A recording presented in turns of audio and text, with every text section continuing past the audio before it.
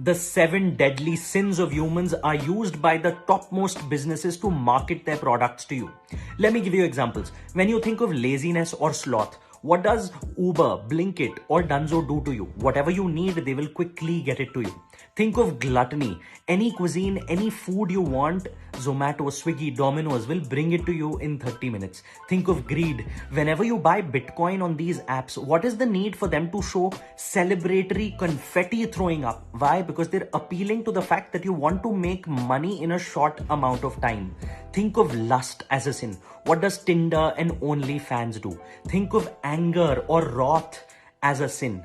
Whenever you're angry about something, you want to go on Twitter and tweet about it because you feel good.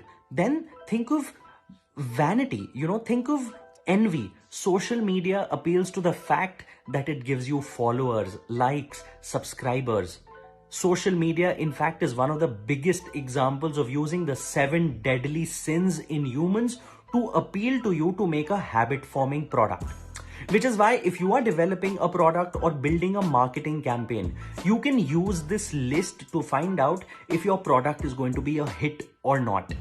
Now, whether it's ethical or not, I want you to tell me in the comments and share it with someone who may need it.